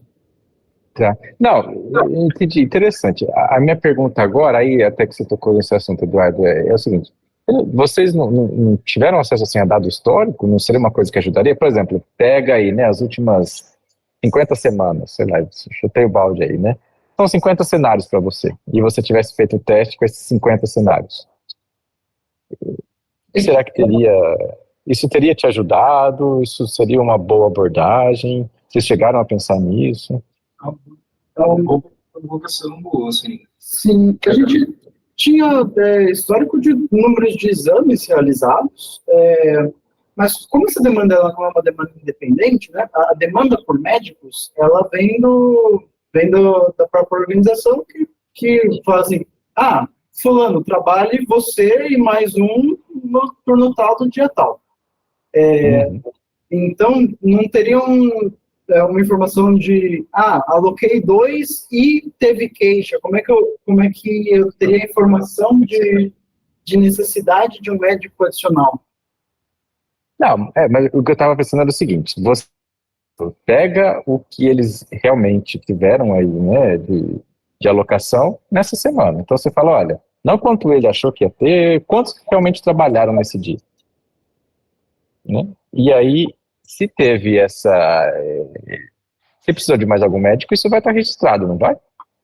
Sim, se precisou de mais um médico a ponto de chamar, sim, desde que tenha sido chamado. Às vezes, precisaria de mais um, e o que aconteceu é que eles reduziram o tempo de cada exame para encaixar. Ou que algum médico trabalhando mais não vai ser. Em contrapartida, até do ponto de vista dos médicos, inclusive é uma coisa que aconteceu bastante nos últimos anos. Muitas equipes médicas alocaram médicos demais, e aí esses médicos ficavam ociosos. Obviamente, eles não iam falar assim, olha, eu gostaria que você não me pagasse, porque eu não acho que eu trabalhei bastante. Então, essa contabilização começa a entrar nesses pormenores do chão de fábrica, né, dessa atividade médica de, eu não vou falar que eu só fiz 2 turnos no dia, porque eu estou sendo pago pelo período, né? Então, não é interessante para o médico. Tá bom. Fica, acho que uma coisa para, óbvio, né, vocês pensaram bastante nisso, mas aí uma sugestão, talvez, né? Daria para pegar esses dados e brincar em cima deles, por exemplo. Aí você fala, bom, pega o cenário que é semana passada. Vamos assumir, então, que realmente tinha uns caras meio ociosos aí. Vamos aleatoriamente, sei lá, diminui um em cada uma, ou diminui 2, ou diminui um para todo mundo. Eu acho que, pelo menos, você teria um guia, né, um norte, da prática mesmo, né, do real. Naquele dia precisou de 2, naquele turno 3, naquele turno 1.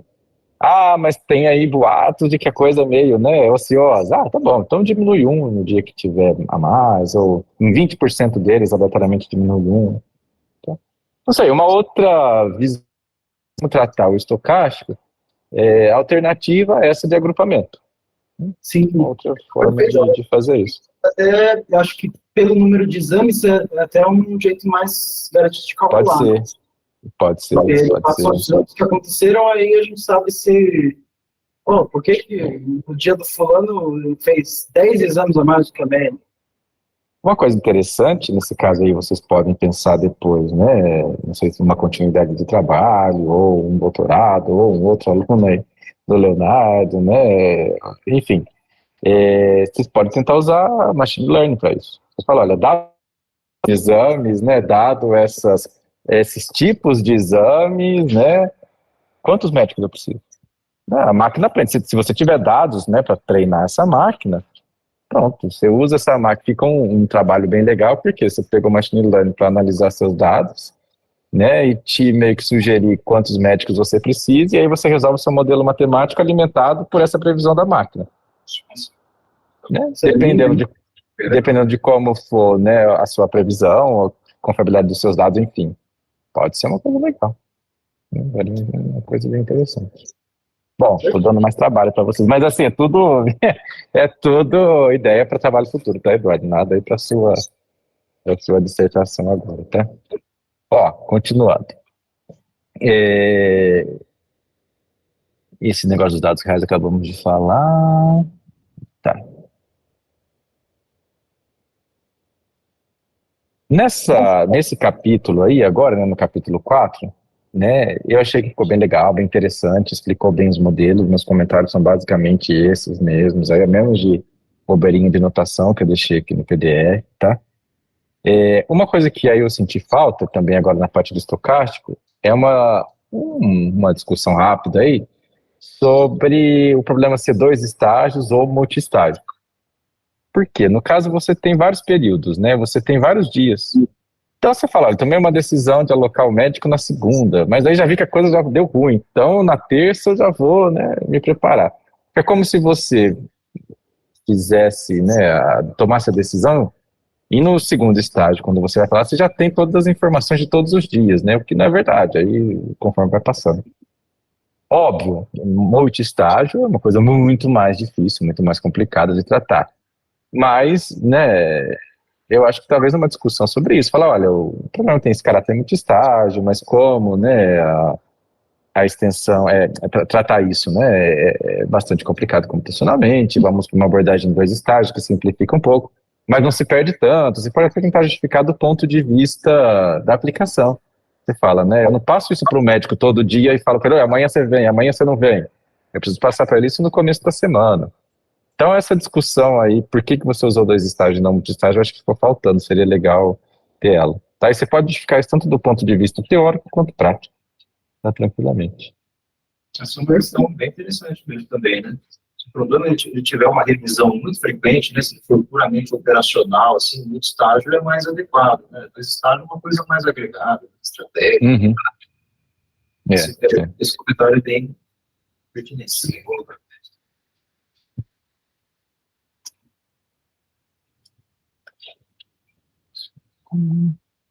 Tá, agora lá nos resultados, Eduardo, vamos lá, no 82. Quando você foi definir a tabela 18, começou a surgir vários termos que você não estava usando antes com tanta frequência. Talvez você usou lá, né, quando você fez a revisão da literatura, mas aí apareceu aqui, por exemplo, subproblemas, né? O que é um subproblema para você? Não ficou claro. Aí aparece na tabela 18, nós, né? Múltiplos nós. Quem são esses nós? Então, acho que esses termos aí, né, dá uma redefinida neles, né? Se você já definiu, então define eles aí para ficar mais fácil para o leitor, tá? Perfeito. Concordo que é a parte que a gente explica um pouquinho de algumas estratégias no blog, né, na sete de padrão que foi utilizado. Isso. Na 84 agora, na tabela 20, eu não entendo muito dessa técnica EHP, né? Mas eu estava esperando os valores serem 1, 3, 5, 7, que é como você tinha explicado. Alguns deles até são, mas alguns são 0,14, 0,20. Por quê? Eles são... se o fator A importa mais que o B, ele vai ter essa relação de 1, 3, 5, 7, 9. Só que se ele importa menos, né, então no espelhado dele, ele vai ser o recíproco. Então, se a gente observar, por exemplo... Tá bom. Entendi. Espelhado na diagonal principal, né? Fica 3 e 1/3, aí 5 e 0,2. Tá bom. Isso é 1 sobre o número. Tá, legal. Não sei se você tinha comentado isso lá no começo e eu perdi, mas pode talvez comentar aí de novo, né? Para o leitor não ficar em dúvida. Aí eu fiquei com uma dúvida, embora eu acho que eu já sei a resposta, mas eu vou perguntar, né? Você usou 2 computadores diferentes, 2 softwares diferentes, né, para rodar os experimentos. Por que você não rodou tudo na máquina mais rápida? Foi pelo tempo que o desenvolvedor foi desenvolvido, né? Então, inicialmente... Então era essa a resposta que eu imaginava. Ela é a resposta mais honesta e a verdadeira. Essa segunda máquina é do projeto temático, né? Ela chegou um pouquinho depois, aí a gente vamos usar essa que é melhor, né? Mas aí os outros resultados já estavam consolidados. Que até o Gurob é melhor, né? As coisas são mais novas, né? Tá bom.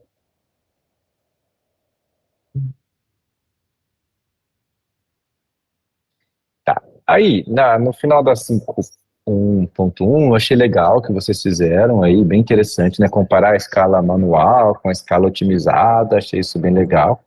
Eu só fiquei com uma dúvida. Tem como comparar com algum dos softwares que você revisa lá no apêndice? Dos softwares... esses softwares de mercado, eles...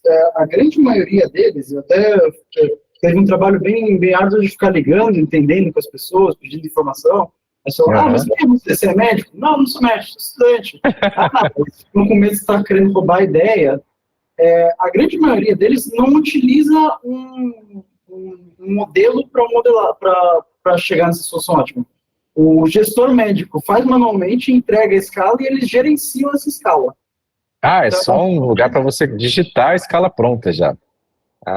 E também para que os médicos consigam conversar entre si. Só que até essa informação ela é um pouco nebulosa, porque como eles veem você como potencial cliente, eles não gostam de falar isso explicitamente. Então, a gente utiliza aqui técnicas para otimizar, mas esse é que técnicas? O gestor fala para a gente o que geralmente acontece e a gente aplica. Entendi. Tá bom, então respondido. Não tem como. Tá. Meu último comentário, o que eu tinha notado aqui, é sobre a 5.1, que eu falei, faltou eu anotei aqui, né, uma análise de sensibilidade dos pesos lá da função objetivo, né, dos valores que você usa. Mas depois você acabou fazendo isso para o estocástico, né? Então, eu acho que tá válido. Se tá lá no estocástico, né, tá bom. É que quando eu li essa parte aqui ainda não tinha chegado lá no estocástico. Não, eu acho que meus comentários basicamente são esses, Eduardo. Eu acho que assim, né, fazendo um resumo, o trabalho está muito bom, então você está de parabéns aí pelo trabalho realizado. Como eu disse, não é fácil, né, a gente aplicar a PO assim, né, sem entrar com o pessoal. Pelo que entendi, vocês realmente tiveram esse contato, fizeram reuniões, né, com o pessoal. Não é fácil essa conversa, não é fácil conseguir isso. E modelar também tem os seus desafios, implementar isso computacionalmente, né, analisar resultados. Usar uma abordagem, né, de programação estocástica, que também não é nada trivial, pensar em formas, né, de tornar isso viável, né, isso tratável, no caso. Então, acho que está um trabalho bem legal. Gostei bastante também de como você tratou aí esses requisitos desejáveis, né, os requisitos obrigatórios, né, com restrição hard, restrição software. Tomou todo um cuidado, né, até de explicar o que é uma restrição hard, o que é uma restrição software, então achei bem legal isso. E eu acho que está um trabalho, assim, bem legal, de PO, bem completo, no sentido de que ele conversa com a prática, ele, né, trata de um problema prático, busca formas de modelar esse problema prático, né, por meio desses requisitos soft, né, restrições soft, restrições hard, E também sem perder o rigor, né, matemática, de ter uma modelagem, de ter também, né, uma parte até de avançada de modelagem, que é a programação estocástica. Tá? Então, acho que assim, tá um trabalho muito bom. Então, parabenizo aí você, né, pelo trabalho, o orientador aí, né, pela orientação, então de parabéns, tá? E é isso, muito obrigado e boa sorte aí nos próximos passos. Muito obrigado, professor Pedro. Muito obrigado pelos comentários também. Acho que eles são muito ricos. Eles ajudam também tanto para a gente fazer essa adaptação, quanto para potenciais pontos futuros, né? Então, toda a informação é bem-vinda e muito válida. Muito obrigado. Legal, Pedro. Muito obrigado também da minha parte, né, pelo tempo despendido, né, pela leitura cuidadosa, né, do trabalho, todos os pontos que você mencionou, que a gente anotou, né, tanto eu quanto o Eduardo aqui. Eu acho que eu gostei bastante dos comentários, né, teve várias provocações no bom sentido, assim, muito legais, assim, que eu acho que a gente tem que refletir aí depois do Eduardo, né, com vistas a tentar polir o trabalho, né, na medida possível, né, daquilo que tem o escopo da dissertação administrada, e também pensando numa possível publicação depois, né, tentar aproveitar para também lapidar o trabalho, né, e se antecipar a possíveis comentários dos revisores, possíveis críticas, né. Então, mais uma vez, muito obrigado, né, pelo tempo, pela leitura, né, e então passamos, então, continuando a segunda etapa, né, passamos a palavra agora à professora Maristela, né, Oliveira dos Santos, conselheira USP, né, em São Carlos. Maristela. Ok, obrigada, Leonardo e Eduardo, já conheço, né, participei da Obrigado mais uma vez, né? Eduardo. Muitíssimo obrigado, né, por ter aceito e, por favor, fique à vontade, né, para fazer seus comentários, críticas, sugestões. Obrigado. Eu achei que foi muito bom a escolha do Pedro I, né, porque ele não conhecia o trabalho, é outro olhar, né, foi comparando, né, as modificações, mas o trabalho, como o Pedro já disse, tem uma qualidade muito boa, né, com um mestrado muito bom, né, eu encontrei o Eduardo agora aqui no SPPO, então já tinha conversado bastante, então fico muito feliz, né, que finalizado esse trabalho, eu acho que vai ser uma referência, né, tanto do jeito que vocês realizaram a revisão, eu acho que a revisão, né, como está estruturado mesmo, como o Pedro diz, né, uma revisão muito interessante para quem quer entrar na área de estudar esses problemas de alocações, né, eu já estou indicando para meus alunos, né, que tem que estudar, então, assim, você quer procurar todos os tipos de problemas, você consegue encontrar com referências novas, então, assim, é uma revisão muito interessante, né, então, assim, então, de parabéns, né, nessa revisão, e também por lidar desse problema, né, é um problema que eu tenho bastante interesse, então, é um problema que tem essa aplicação que a gente tem estudado, então, de parabéns. Então, é isso. Agora, sobre o trabalho, né, percebe-se o avanço, a estrutura, vocês tiraram algumas coisas da revisão, né, que está até no apêndice, o Pedro começou a falar dos padrões, né, então eu falei, o modelo foi para o apêndice, né, depois da qualificação. Eu tenho só alguns comentários, né, algumas dúvidas. Vocês, na parte de... Vocês estão me escutando? Está cortando? Perfeito. Tá. Na parte da introdução, né, vocês continuam falando ali dos objetivos, né?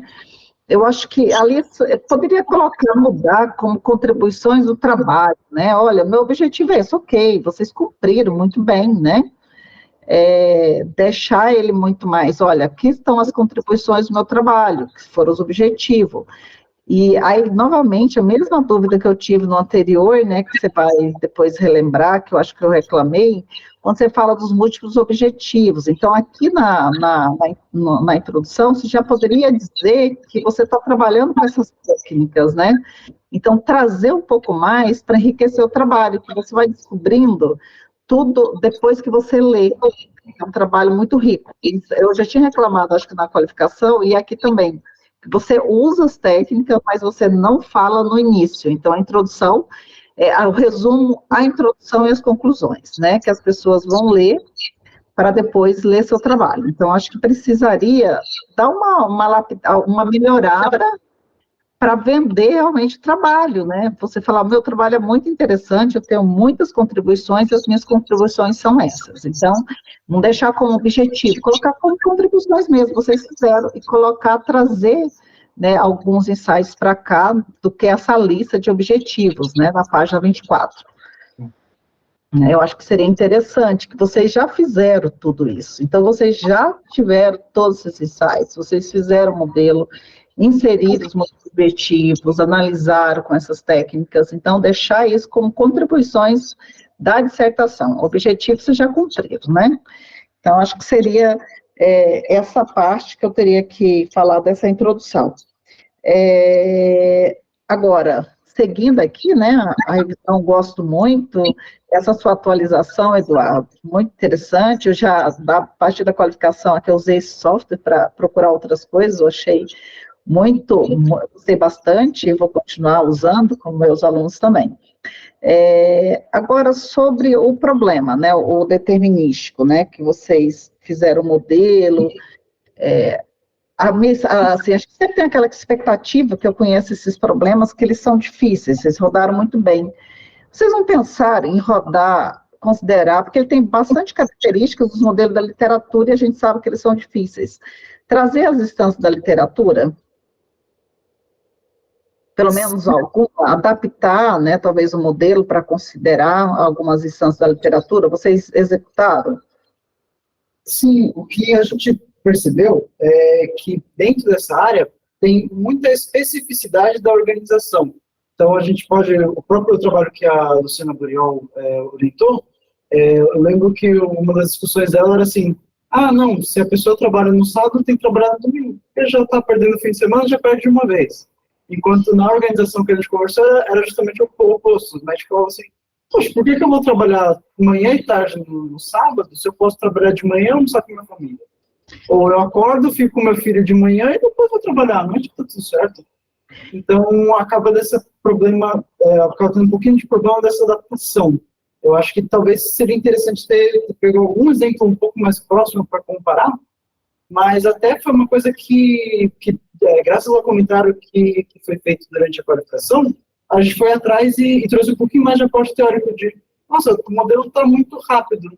A gente tem, a teoria fala alguma coisa disso, e a gente viu que existem alguns modelos que, como não tem essas restrições, igual o nosso não tem, de consecutividade, né, principalmente de consecutividade e de obrigação de day offs, né, então, vai trabalhar 3 dias e vai ficar sem trabalhar mais 3 dias. Como não tinham essas restrições, então ele acabou respondendo muito mais rápido. Mas é uma coisa a se avaliar também, às vezes é uma linha de pesquisa interessante, fala assim, mas olha, ele é bem parecido com esses outros da literatura, e será que só isso aqui já faz a diferença tão grande? Então seria legal até uma possibilidade futura de estudo falar assim, quais são as restrições que impactam mais no tempo? E aí fazer um trabalho de ficar ligando e desligando restrição para ver o que acontece. É interessante, né, porque eu acho que eu não sei como vocês vão fazer vocês vão ir direto para o estocástico, discutir, tentar publicar o determinístico, então, porque eles vão questionar, né, porque a expectativa é que, se vocês fizeram, eu achei excelente, variando, né, a quantidade de período, trazendo ele a escalar mesmo para uma realidade.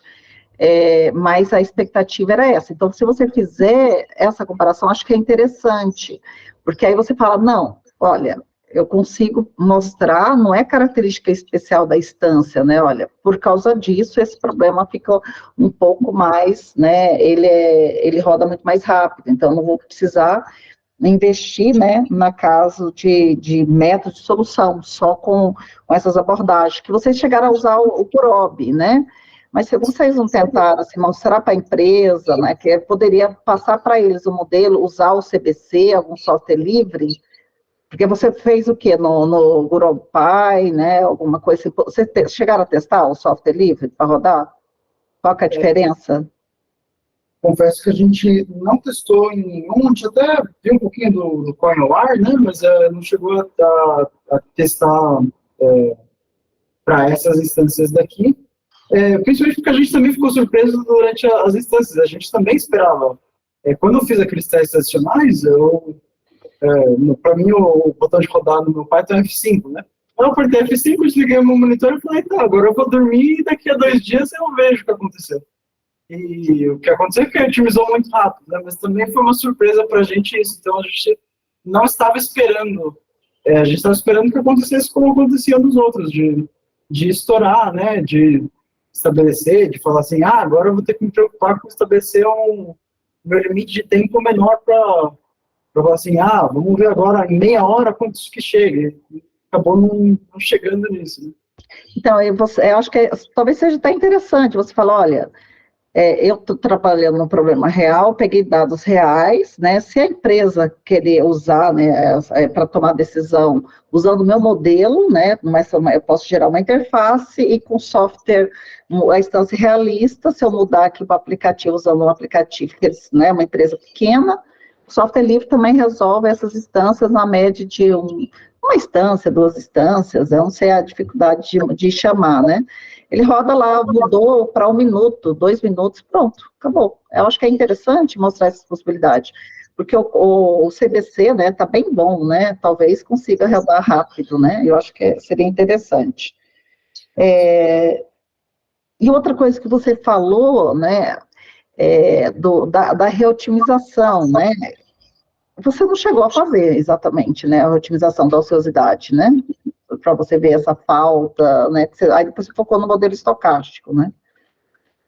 Sim, esse problema de realocação, né, de fábrica, ele não foi abordado, geralmente ele aí até os comentários do Pedro são bastante ricos do histórico, de ver assim, mas o que aconteceu aqui? Quem de fato fez essa alocação aqui, se fulano estava doente?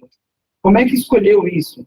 Então, em termos de modelo não foi feito, em contrapartida, em conversas com gestores, a gente falou, por exemplo, eu posso fazer uma coisa que eu fiz, assim, claro, teve algum benefício prático para os gestores, né, que não trabalham, mas, e se eu determinar que essa pessoa aqui está fora e reotimizar? Aí vai chegar fulano, então a gente conseguir entregar pelo menos uma listinha, então assim, olha, se fulano não puder, tenta ligar para ciclano ou beltrano primeiro, antes de fazer isso. Mas como eles têm funciona parecido com o de carretos e problemas de transporte, né? Que se não pode o médico, eles colocam no grupo, olha, turno tal, eu a princípio não vou poder, sei lá, marquei uma viagem daqui a 2 semanas.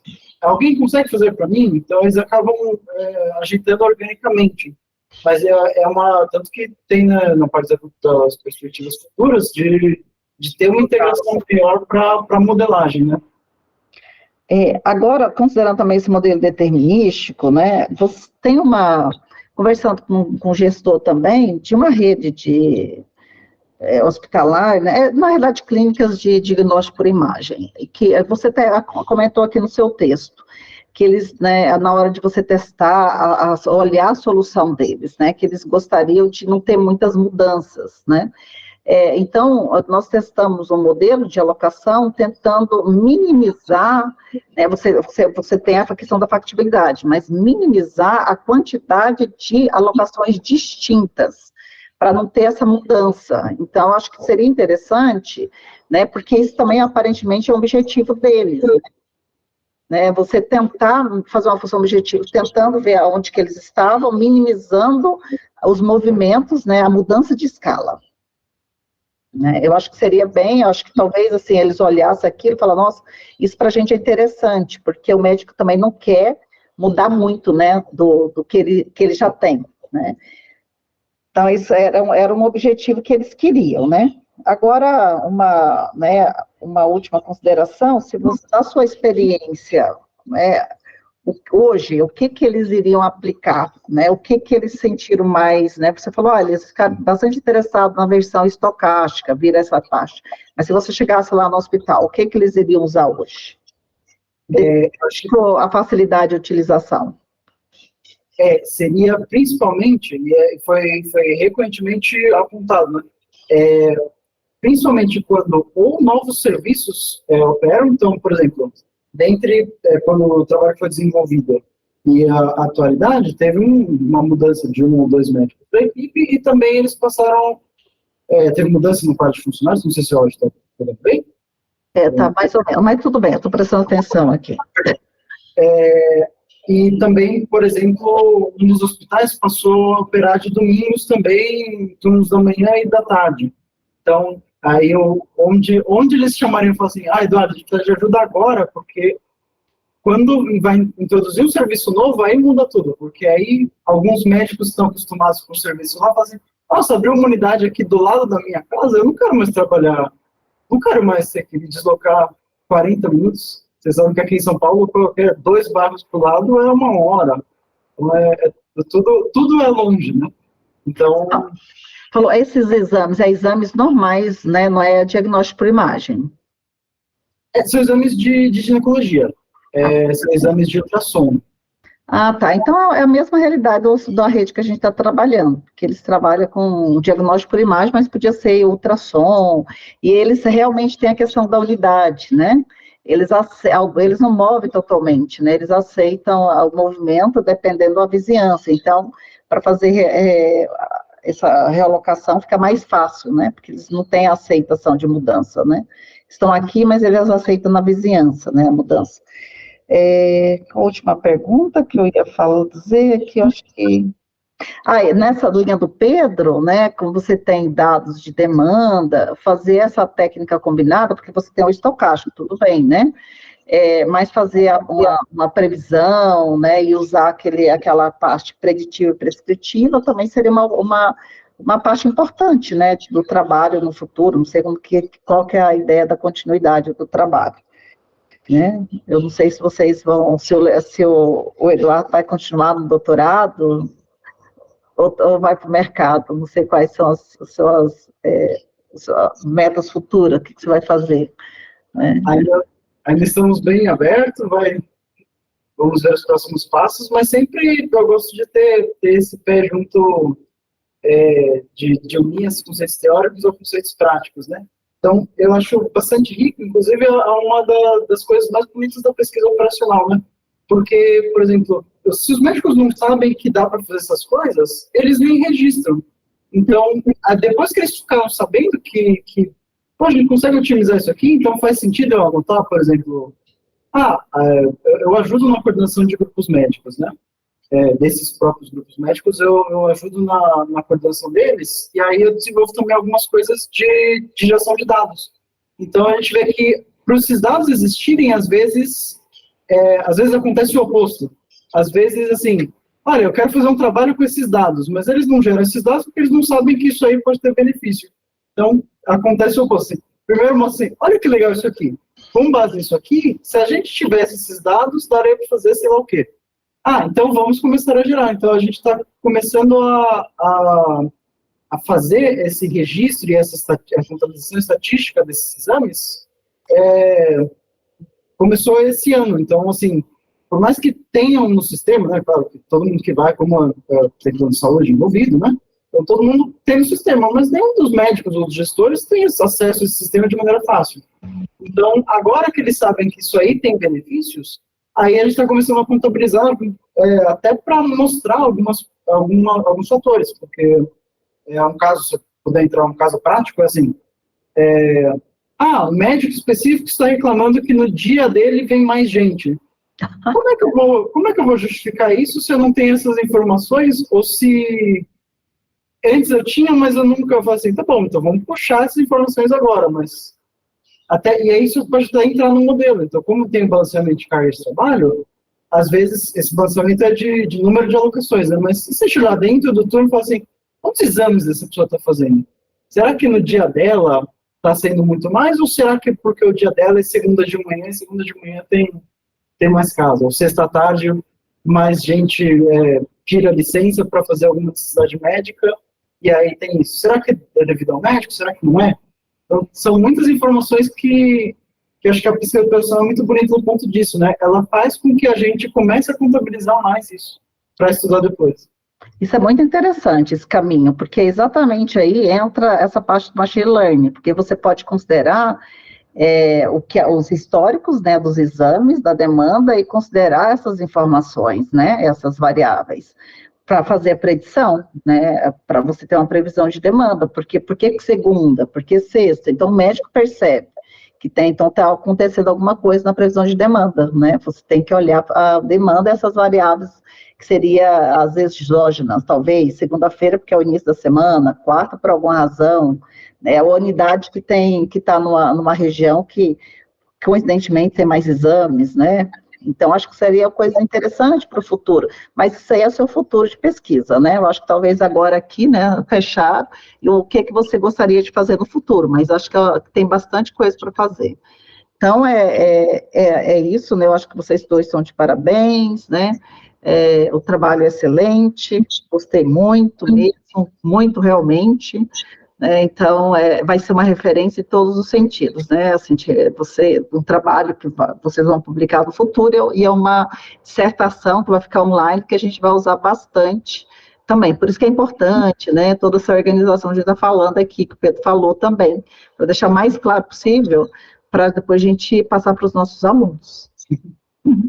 Bom, então, muito obrigada pela oportunidade de ver o trabalho de vocês. Muito obrigado, professora Maristela, pelos comentários, todos eles muito ricos, e se eu puder falar, pessoalmente, fico muito feliz que eu já começo a ver dessa maneira que eu faço a organização do trabalho, eu já vejo vários trabalhos de formatura que usam essa estrutura. Então, eu comecei a ver mais trabalhos que usam usam esquematização para organizar melhor as informações, isso acaba impactando muito para o leitor, né? Então, eu fico muito feliz se um subproduto, né, do trabalho é que eu consigo fazer isso, mostrar quantas publicações tem no tema, porque eu acho que é legal ter isso, né?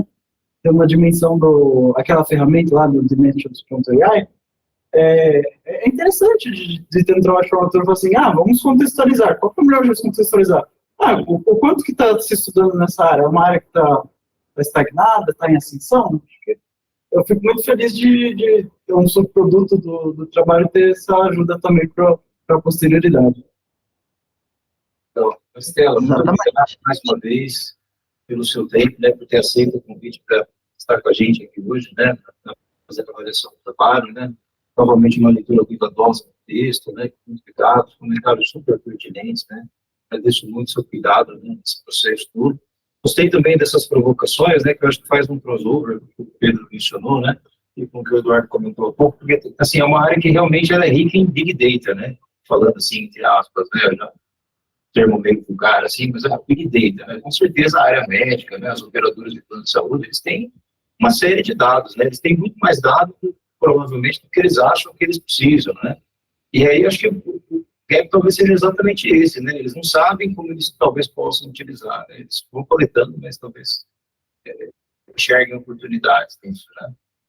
E, bom, obrigado mais uma vez. Então, nos meus comentários finais aqui também, dentro dessa segunda etapa, né, de arguição, do mestrado, né, queria novamente agradecer a Banca, Pedro, Marcelo, pelos comentários, né, todos muito ricos, né, eu acho que a gente tem que tentar incorporar isso de alguma forma, né, Eduardo, seja numa possível versão revisada do trabalho, né, caso de aprovação, claro, isso vai ser liberado pela Banca, né, há um prazo de 60 dias para se poder fazer isso, e também com vistas a publicar o trabalho, né, melhores resultados, né, os principais insights, assim, que a gente conseguir chegar, né, com vistas a tentar avançar, né, a literatura de alguma forma nesse sentido, né.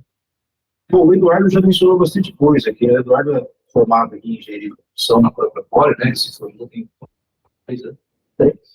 tem 3 anos, né, ele me procurou que ele queria fazer trabalho de formatura no início de 2020, né, ele queria um problema diferente, assim, né, eu estou bastante acostumado com problemas de logística, né, produção, né, e o Eduardo, ele falou, não, eu quero fazer alguma coisa diferente, né, alguma coisa, né, que saia um pouco da caixinha, né, desse escopo mais restrito, né, que a gente produção costuma trabalhar, né, ele veio com essa ideia de problemas de áreas médicas, né, eu acabei topando, né, achei interessante o desafio e a gente foi, né. O Eduardo fez o trabalho de formatura dele em 2020, né, foi super bem avaliado, né, teve trabalho premiado, inclusive, no final, né, e veio o convite para ele, inclusive, depois continuar o trabalho no nível de mestrado, né, no começo ele ficou um pouco incerto se era isso o caminho ou não, mas depois ele retornou, né, ainda em 2021, né, exatamente em setembro, né, de 2021, exatamente no ano seguinte, para retomar e a gente tentar avançar, contribuições mais para a teoria, né, porque foge um pouco diferente, né, eu sempre tentei destacar que TCC, um TF, pelo menos aqui na Core, né, a gente gosta de uma coisa mais aplicada, né, o trabalho dele com certeza já tinha, né, mas quando a gente vai para um nível de pós-graduação, mestrado, principalmente doutorado, a gente precisa buscar, de fato, uma contribuição mais teórica, né, de fato, para a literatura naquele tema, naquele problema. A gente tentou explorar essa questão das incertezas, né, porque eu acho que o modelo determinístico do trabalho de formatura dele era mais ou menos esse, né, a gente teve a oportunidade de depurar o trabalho, né, ver alguns pontos que estavam, a questão da anotação, a questão da definição de algumas restrições, né, para poder representar o problema de maneira mais fidedigna, né, conforme ele acontecia na prática. Depois a gente tentou explorar ainda essa questão da estocasticidade, né.